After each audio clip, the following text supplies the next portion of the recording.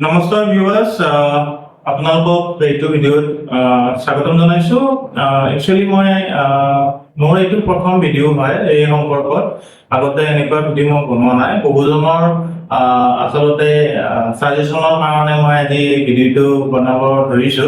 কেনেকুৱা হয় নাজানো, আপোনালোকে নিশ্চয় ছাপোৰ্ট কৰিব আৰু ইয়াৰ পৰা বহুত বিশেষ কথাও জানিব পাৰিব বুলি মই আশা কৰিছো।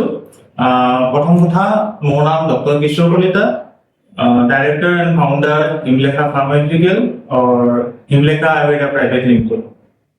আজি আমাৰ টপিকটো ডাইজেষ্টিভ চিষ্টেম আৰু পাইলছ বা কেঁচুমুৰীয়াৰ বিষয়ে হয়। কিয়নো এই কেঁচুমুৰীয়া কেনেকৈ হয়, কিয় হয় আৰু কি কাৰণত হ'ব পাৰে তাৰ বিষয়ে আমি আলোচনা কৰিম। লগতে ভিডিঅ'টোৰ শেষত কিছুমান এনেকুৱা তথ্য আপোনালোকক দিম যিটোৰ পৰা আপুনি নিশ্চয় লাভৱান হ'ব পাৰিব। প্ৰথম কথা হ'ল কেঁচুমুৰীয়া কিয় হয় বা পাইলছ কিয় হয় আৰু এইটো কেতিয়াৰ পৰা আৰম্ভ হয় বা এইটো হ'লে কি কি চিম্পটমছ আপুনি পাব পাৰে আৰু সেই চিম্পটমছ কেইটা পোৱাৰ লগে লগে আপুনি যেতিয়া জানি উঠিব যে পাইলছ বা ফিস্টুলা বা পায়খানাজনিত সমস্যা হৈছে কিয়, আৰু তেতিয়া আপুনি ডক্টৰৰ ওচৰত যাব পাৰিব, পৰামৰ্শ ল'ব পাৰিব বা ট্ৰিটমেণ্ট কৰিব পাৰিব। যেতিয়া আগতীয়াকৈ জানিব পাৰিব তেতিয়া সেই বেমাৰটো আৰু বেছি হৈ নাযায়, যাৰ ফলস্বৰূপে কম হৈ থাকোঁতে আপুনি নিৰাময় লাভ কৰিব পাৰিব। এতিয়া আমি আহোঁ সেই মূল কথাটোলৈ যে কেঁচুমুৰীয়া কিয় হয় বা পাইলছ কিয় হয়। প্ৰথম কথা, আমাৰ এই অভাৰঅল যিটো ডাইজেষ্টিভ চিষ্টেম ইয়াৰ লগত জড়িত। আপোনাৰ খাদ্য খানা খোৱাৰ পৰা, আপোনালোকৰ ডায়েটৰ পৰা, আপোনালোকে কেনেকৈ কি বস্তু ব্যৱহাৰ কৰিছে সেইটোৰ ওপৰত বহুত নিৰ্ভৰ কৰে। মেণ্টেল ষ্ট্ৰেছৰ ওপৰতো নিৰ্ভৰ কৰে। ধৰি লওক আপুনি খাদ্য সদায় এটা টাইমতে খায়, সেই টাইমটো কেতিয়াবা কেতিয়াবা আপোনাৰ সলনি হ'বলগীয়া হৈছে। ধৰি লওক বিভিন্ন ধৰণৰ কামত বা ৱৰ্ক প্ৰেছাৰৰ কাৰণে বা টাইম ডিফাৰেঞ্চৰ কাৰণে আপোনাৰ খাদ্যৰ যিটো অন্তৰাল সেইটো সলনি হ'ব ধৰিছে। ফলত কি হয়, যেতিয়া আপুনি সদায় এটা টাইমত খাই আছিলে সেই টাইমটোত এটা নিৰ্দিষ্ট এনজাইম ৰিলিজ হৈছিলে যিটোৱে কি কৰিছিলে আপোনাৰ এই যিবিলাক খাদ্য আছিলে সেইটো হজম কৰিছিলে সেই এনজাইমটোৱে।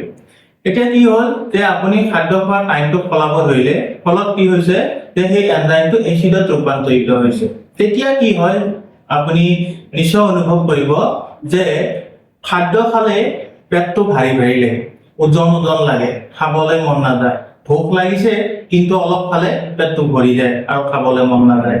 পিঠি হান মাৰি ধৰে, উগাৰ আহি থাকে, ৰিফ্লেক্স হৈ থাকে, বুক জ্বলা পোৰা কৰে, পেটটো ফুলি ধৰে, পায়খানাত আহি ধৰে, কোষ্ঠকাঠিন্যই দেখা দিয়ে, মানে কনষ্টিপেশ্যন হৈ থাকে।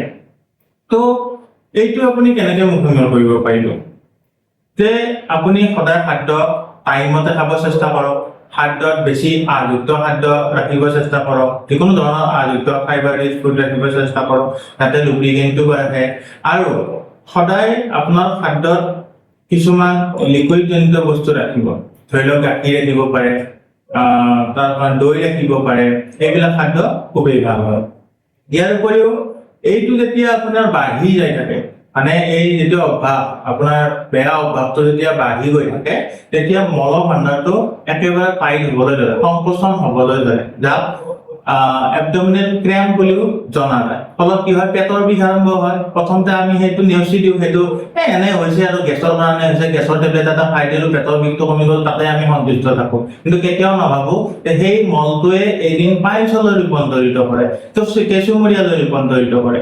সেইকাৰণে এই বস্তুটো আপুনি আগতে জানিব লাগিব, এই সমস্যাটো আগতে জানিব লাগিব, যাতে নিৰাময় সোনকালে, অতি সোনকালে কৰিব পাৰে, ডক্টৰক সোনকালে দেখাব পাৰে। যেতিয়া গেছ হৈ যায়, যেতিয়া কোষ্ঠকাঠিন্য হয়, তেতিয়া পায়খানা বাঢ়ি হয়, ধৰক লাইনিংবোৰ বেয়া হৈ যায় আৰু পাইলছলৈ ৰূপান্তৰিত হয়। অকল এইটোৱেই নহয়, পেলু ইয়াৰ এটা মুখ্য কাৰণো হয়। যে পেলু যদি আপোনাৰ বহুত বাঢ়ি গৈছে তেতিয়াও আপোনাৰ এই সমস্যাটো দেখা যাব। আৰু ধৰি লওক আপোনাৰ পায়খানা লাগিছে, সময়মতে পায়খানা কৰা নাই, তেতিয়াও এই সমস্যাটো বাঢ়ি যায়। ইয়াৰ বিষয়ে আমি পাইলছৰ বিষয়ে আৰু বিভিন্ন ধৰণৰ আলোচনা কৰিম নেক্সট ভিডিঅ'ত। আজি মাত্ৰ জাষ্ট মই চেষ্টা কৰিছোঁ, কেনেকুৱা হয় মই নাজানো। নেক্সট কথাটো হ'ল যে ইয়াৰ ফেক্টৰটো কি, যে ফেক্টৰটো হ'ল পেলুৱে আমাৰ যিটো গুড বেক্টেৰিয়া থাকিব লাগে, মানে আমাৰ শৰীৰত থকা ভাল কিছুমান বেক্টেৰিয়া, সেই বেক্টেৰিয়াটো কেনেকৈ কমে, ধৰি লওক আপুনি কিছুমান এনেকুৱা এণ্টিবায়'টিক ব্যৱহাৰ কৰিছে যিটো লং টাইমৰ কাৰণে খাবলগীয়া হৈছিলে, বহুত জ্বৰ হৈছে, টাইফয়েড হৈছিল বা আন কোনোবা কাৰণত আপুনি এণ্টিবায়'টিক খাব লগা হৈছিলে, যিটোৰ ফলস্বৰূপে এই গুড বেক্টেৰিয়াটো কমি গৈছে, ফলত আপোনাৰ কোষ্ঠকাঠিন্য, কনষ্টিপেশ্যন আহে, গেছৰ সমস্যা বাঢ়ি যায়, সেইও এটা ইয়াৰ মেইন ফেক্টৰ বুলি ধৰিব পাৰে। সেইকাৰণে সদায় এণ্টিবায়'টিক ব্যৱহাৰ কৰাৰ আগত ডক্তৰৰ পৰামৰ্শ সদায় ল'ব, কেতিয়াও নিজে আপুনি এণ্টিবায়'টিক ব্যৱহাৰ নকৰিব, সদায় ফিজিচিয়ানৰ আণ্ডাৰতহে খাব। এতিয়া আহিল মেইন কথাটো, ভিডিঅ'টোৰ শেষত যিখিনি মই ক'ব খুজিছিলোঁ সেইখিনি কথা হ'ল যে আমি ইয়াৰ বাবে হিমলেখা ফাৰ্মাচিউটিকেল বা হিমলেখা আয়ুৰ্বেদৰ ফালৰ পৰা এনেকুৱা এটা প্ৰডাক্ট আমি ৰিচাৰ্চ কৰিছোঁ, এনেকুৱা কিছুমান ইনগ্ৰেডিয়েণ্ট লগাই এই ঔষধবিধ বনাইছোঁ, যিটোৱে আমাৰ ডাইজেষ্টিভ চিষ্টেমটো একেবাৰে গুৰিৰ পৰা ঠিক কৰিব চেষ্টা কৰিব, হজম শক্তিটো ভাল কৰিব, পায়খানা ক্লিয়াৰ কৰিব বা আন যিকোনো সমস্যা সমাধান কৰিব। তো এই প্ৰডাক্টটো আপোনালোকে আমাজন বা যিকোনো ধৰণৰ মাধ্যমেৰে পাই যাব, আমাৰ কণ্টেক্ট নম্বৰ দিয়া থাকিব, কেপশ্যনত দিয়া থাকিব, আপুনি তাৰ পৰা সংগ্ৰহ কৰিব পাৰিব।